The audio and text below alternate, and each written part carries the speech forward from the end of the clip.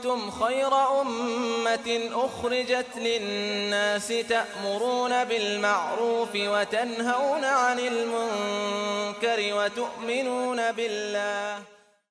Alhamdulillahi Rabbil Alamin. Alors malheureusement, il ne vous échappe pas que le meurtre, le fait de tuer des âmes innocentes, est venu chose monnaie courante aujourd'hui. Ça s'est même banalisé malheureusement, et on peut l'apercevoir à travers ici les différents moyens qu'on a, médias, réseaux sociaux, etc. Et je ne dis pas simplement dans un pays, et cette banalisation ne concerne pas simplement une partie de la population, mais malheureusement on est tous et toutes un peu concernés, parce que personne n'est à l'abri maintenant de la folie meurtrière, de la barbarie, de la folie humaine, de la bêtise humaine malheureusement. Et le prophète alayhi salatu wassalam, il y a déjà 14 siècles de cela, avait rappelé que ne viendra pas la fin des temps avant que n'augmente al-harj. Ils ont interrogé le prophète alayhi salatu wassalam sur ce terme, et le prophète a rappelé que c'était al-qatl, le meurtre. Alors ça ne veut pas dire qu'on ne doit plus garder les pieds sur terre et de se dire, vu que le meurtre s'est propagé et se propage de plus en plus, eh bien cela veut dire que dans 2-3 jours, il y aura la fin des temps. Non, c'est simplement que le prophète alayhi salatu wassalam nous a rappelé que la fin des temps ne viendra pas avant que cela ne se passe. Et c'est peut-être la fin des temps, ou la fin des temps viendra peut-être dans 1 million d'années, on ne sait pas, Allahu a'lam. Mais en tout cas, ce qui est sûr, c'est qu'aujourd'hui, eh bien, le meurtre s'est répandu à une allure folle, si on peut utiliser cette expression.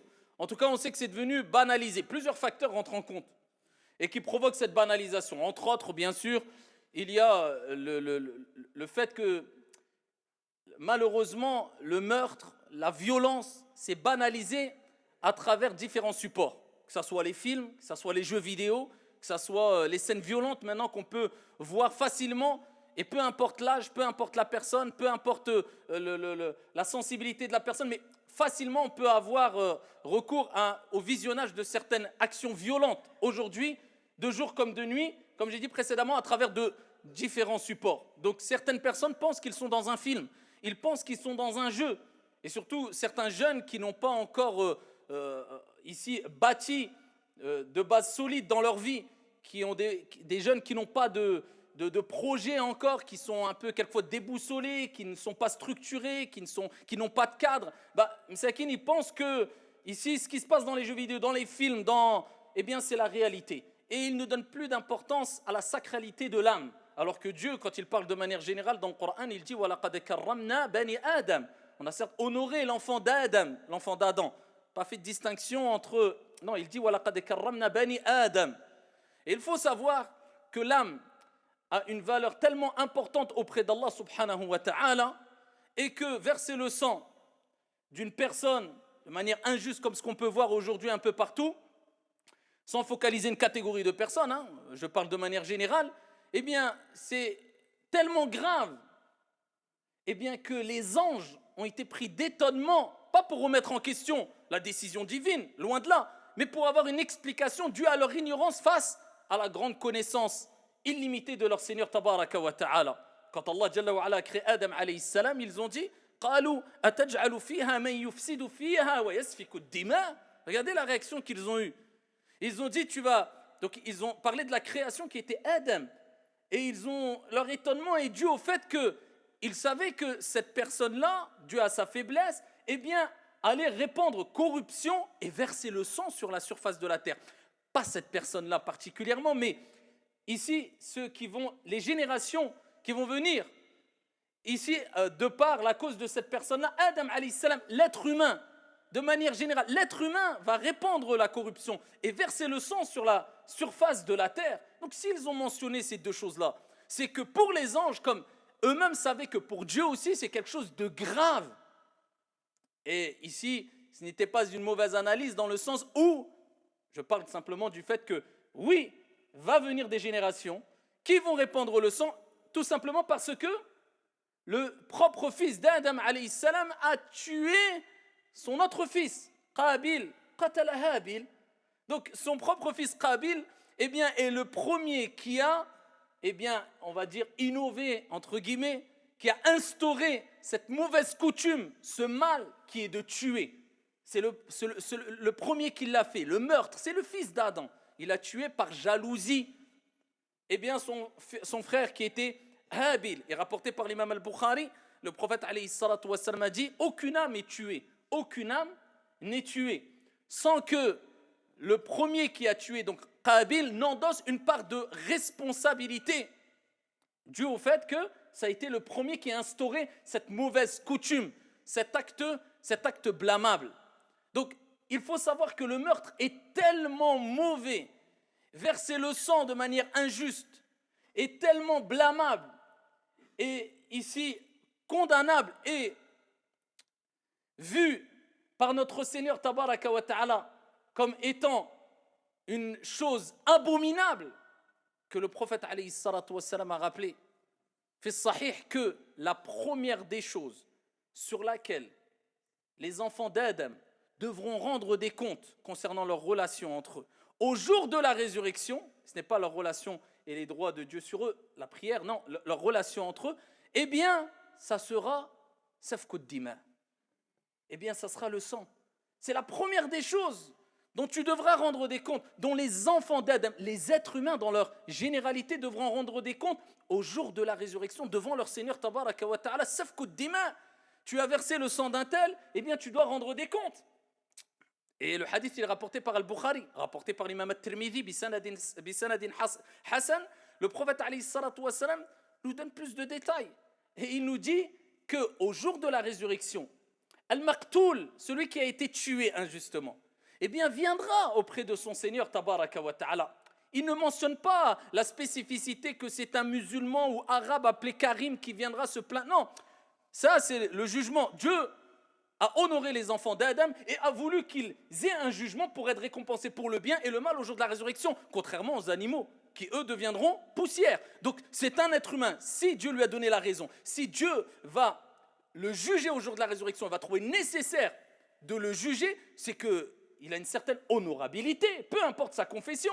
Dieu le jugera, c'est pas toi. Dieu n'a pas dit dans tous les cas il ne sera pas jugé parce que c'était... Non, il le jugera, c'est Dieu qui le jugera, toi tu n'es pas là pour juger. Donc Allah Jalla wa Ala jugera les êtres humains au jour de la résurrection et il rappelle le prophète alayhi salatu wassalam dans ce hadith-là rapporté par At-Tirmidhi que celui qui a été tué injustement, peu importe sa confession, il a été tué injustement, eh bien viendra au jour de la résurrection en tenant la tête de celui qui l'a tué et le sang coulera. D'accord, le sang coulera. Parce que Dieu, au jour de la résurrection, il pourrait juger n'importe qui en disant kun fayakun. Mais il y aura des comptes qui vont durer des jours et des jours, des années et des années, le jour de la résurrection, 50 000 ans, pour que tout ce que tu as fait de bien et de mal soit présenté devant toi, pour que tu n'aies pas d'excuses. Tu ne pourras pas prendre la fuite. Aïn al-mafar. Les gens diront, où je peux prendre la fuite? Où est la fuite? Où je peux... Tu ne pourras pas. Voilà, les preuves de ton innocence, ou les preuves ici que tu es coupable, le sang coulera et il dira Ya Rab, oh mon Seigneur. Tout le monde reconnaîtra qu'Allah c'est le Seigneur des mondes, un Dieu unique pour tout le monde. Il dira Ya Rab, hadha alladhi qatalani, c'est lui qui m'a tué. Il viendra en tenant la tête de la personne du tueur. Et le prophète alayhi salatu wassalam fait sahih dit il viendra une époque où des gens mourront et le tueur comme celui qui tuait et tué ne sauront même pas pourquoi soit ils ont tué ou ils ont été tués. C'est ce qui se passe aujourd'hui. Quelqu'un qui n'a rien à voir, il est tué. Pourquoi? Le tueur, il ne comprend même pas pourquoi vraiment, qu'est-ce qui l'a poussé. Et c'est ce qu'on appelle de la folie. C'est ce qu'on appelle de la bêtise humaine, malheureusement, et sans prendre en considération que les conséquences peuvent être très graves, tout en sachant que nous, dans notre noble religion, si on prend un cas très basique, tuer un insecte, Zubaba, une mouche, un insecte. Al-Jumhur, c'est des sujets de jurisprudence dans le fiqh. Al-Jumhur, la majorité des érudits, des savants musulmans, considèrent que tuer un insecte, un moustique, on parle d'un moustique, ayyuha al-akhiyar. Certains qui nous parlent de moustiques, c'est des sujets de jurisprudence. Le prophète en a parlé. Allah Jalla wa Ala a blâmé ceux qui prenaient en raillerie les musulmans quand il parlait et il donnait des exemples comme Dieu l'a fait de Az-Zubaba, d'une mouche ou d'un moustique. Eh bien, il faut savoir qu'en islam, la majorité des savants disent que si tu tues un insecte sans qu'il te nuise, c'est haram, c'est interdit, tu as fait un péché, tu es pécheur. On parle d'un moustique qui ne fait pas partie des animaux ou des insectes les plus connus pour leur noblesse et leur... parle d'un moustique. Que dire de Al-Insan, l'être humain à qui Allah a donné la raison, que Dieu jugera. Et c'est Dieu. Alaysa Allahu bi ahkamil hakimin. N'est-ce pas Allah le meilleur des juges? Toi, tu ne poses pas la question en te disant tu es un être humain ou au nom de peu importe. Je ne suis pas en train de dire simplement au nom de la religion. Attention, on peut. Eh bien, tu ne te poses pas la question en te disant ça doit quand même être grave avec ce que je viens de dire. Plus que cela. Si on prend un exemple, rapporté par l'imam Muslim, bisanadin sahih taban. Le prophète alayhi salatu wa salam, il parle d'une personne qui a dit par Allah, hadith rapporté par Muslim, par Allah, Allah ne lui pardonnera jamais à un tel. Personne n'a vu, vous connaissez le hadith, on le répète assez souvent. Par Allah, Allah ne pardonnera. Alors on n'est pas en train de parler d'une personne qui va tuer une personne. C'est un jugement. C'est juste la langue, juste entre guillemets, juste la langue. On n'est pas en train de dire quelqu'un qui a tué son frère. Non, quelqu'un qui a tué un humain. Quelqu'un qui a juste porté un jugement. Pour vous dire, alors c'est quoi tuer un être humain? On va prendre quelques textes qui ne sont pas mis dans leur contexte pour les généraliser. Et en prenant ce grand risque d'être peut-être en enfer éternellement. Cette personne-là a dit, comme a dit le prophète alayhi salatu wa salam, par Allah, Wallah, Allah ne lui pardonnera jamais. Allah Jalla wa ala a répondu, a dit, qui a osé porter un jugement à ma place? Certes, je lui ai pardonné et j'ai rendu vaines tes actions.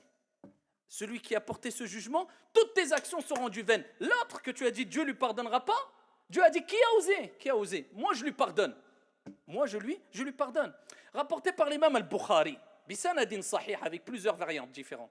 Le prophète, alayhi salatu wa salam, vous connaissez toutes et tous le hadith, pour vous dire, cette précipitation, elle vient d'où si elle ne vient pas des passions?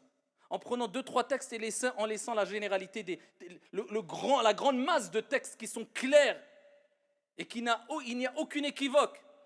Le prophète, alayhi salatu wa salam, il parle d'une personne qui nous a précédés et qui a commis des actes de désobéissance, n'était pas le meilleur des pieux, par crainte vis-à-vis de Dieu. Il dit à ses enfants, eh bien quand je décède, prenez mon corps, brûlez-le.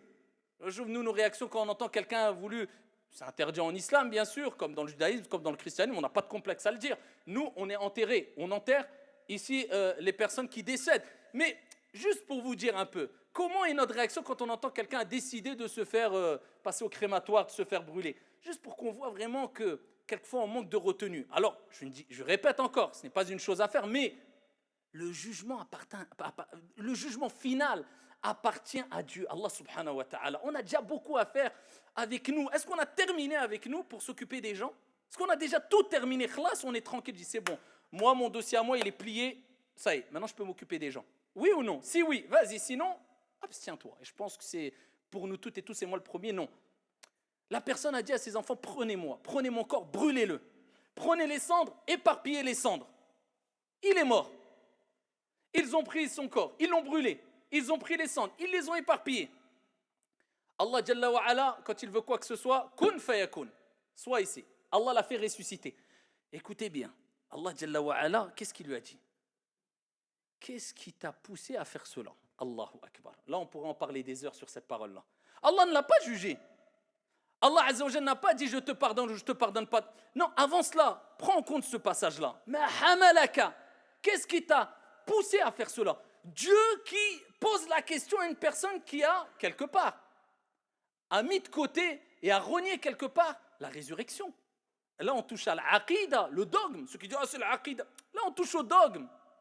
Je ne banalise pas le fait de dire n'importe quoi et de réagir n'importe comment à travers le dogme. Mais là, on touche au dogme. Parce qu'en disant à ses enfants, prenez mes cendres, répartissez-les, c'est comme s'il pensait, il disait, Dieu ne va pas me ressusciter. C'est grave.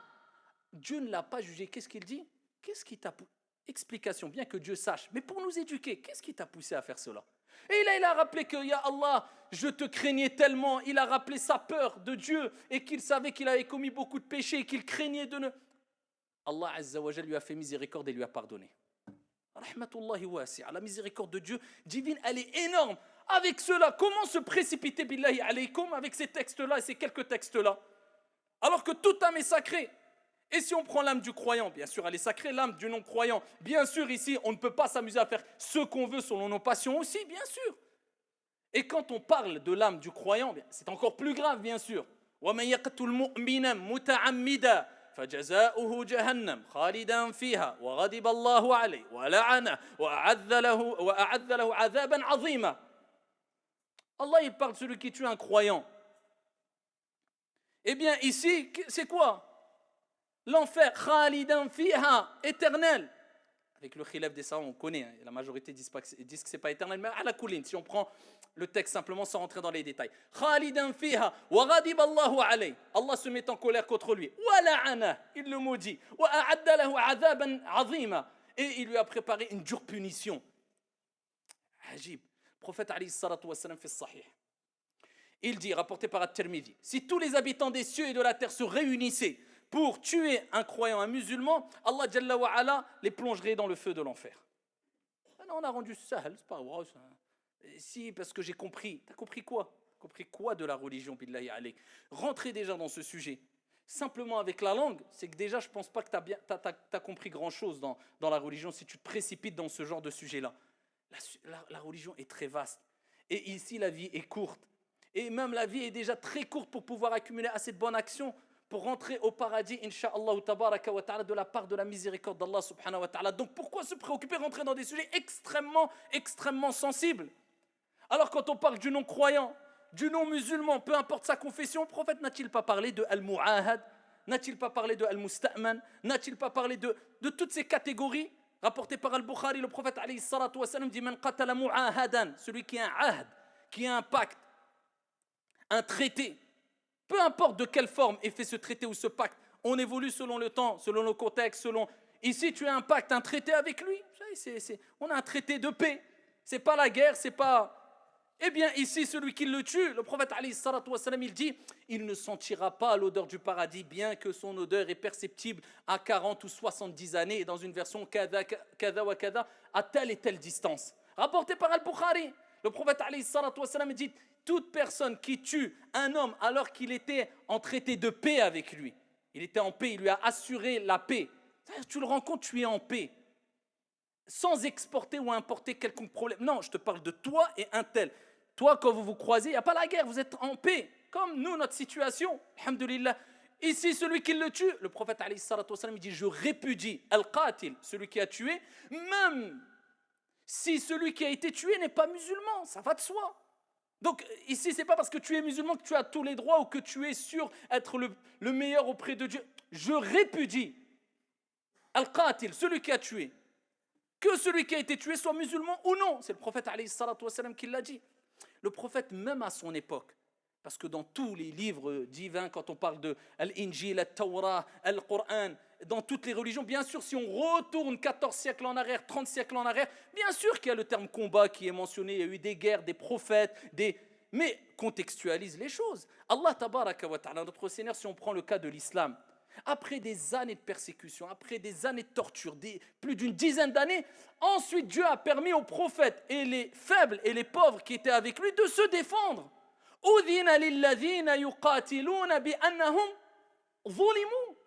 C'est ce verset-là, c'est de la défense. La légitime défense est reconnue par toutes les lois, en France, en dehors de la France, dans le monde. Quelqu'un veut te tuer, clairement, tu te défends, tu ne voulais pas tuer, l'attaquer, tu te défends, tu le tues. C'est ton cas, toi. Qui veut te tuer? Tu sors de chez toi, on veut te tuer, on veut te...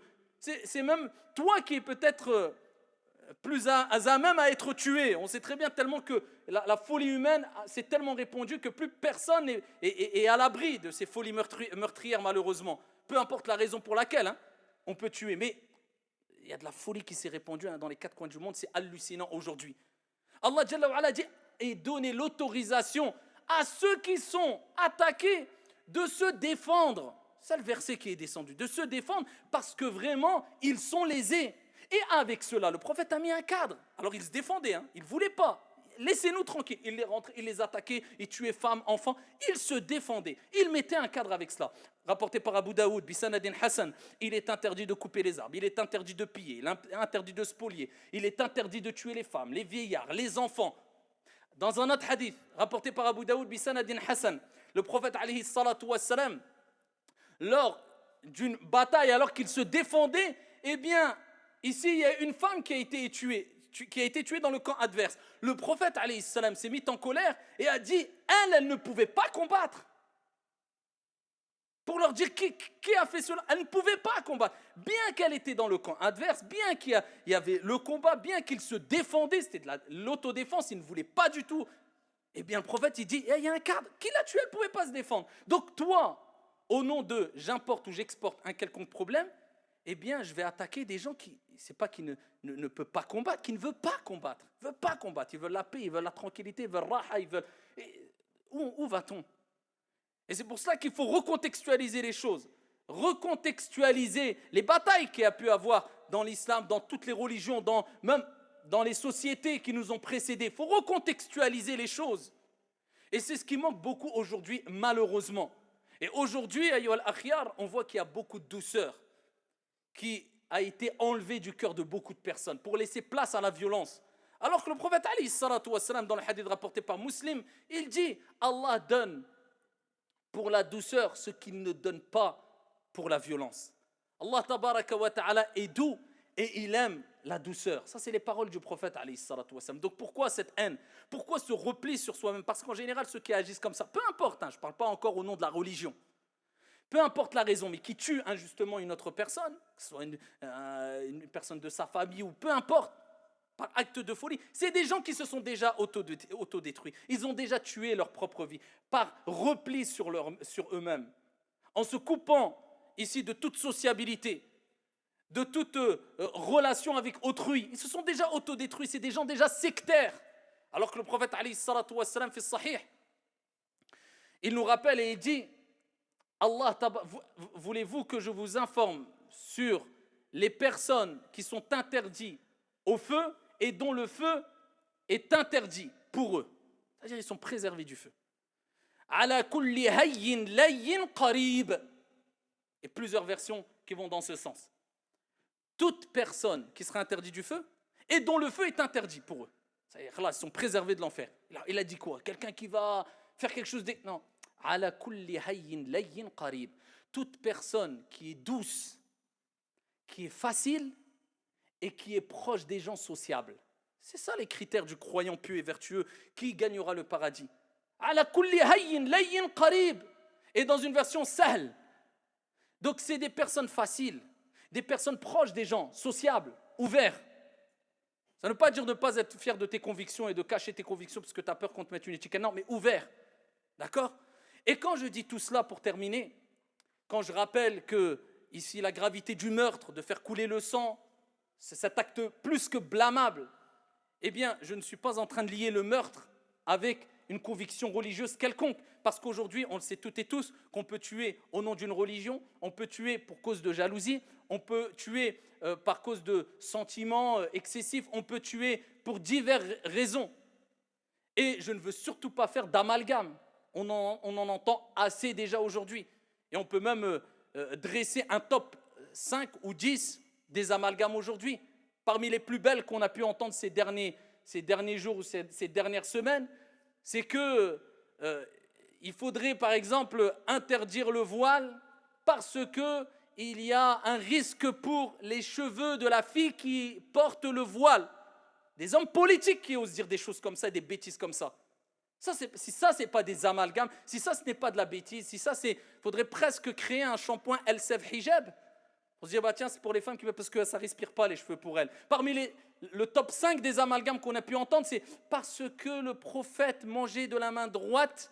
Eh bien, ici, il y a des musulmans qui veulent imiter le prophète et manger de la main droite parce qu'ils veulent retourner 14 siècles en arrière et c'est une preuve de rupture avec la société.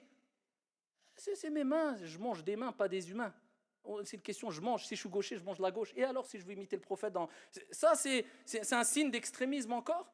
Ou encore, et ça je pense que c'est le premier dans le top des 5 ces derniers jours, parce qu'une personne a une trace sur le front, eh bien ici, il y a un risque potentiel. Non, c'est même pas un risque, c'est un signe d'extrémisme ou de radicalité ou d'intégrisme. Une trace sur le front.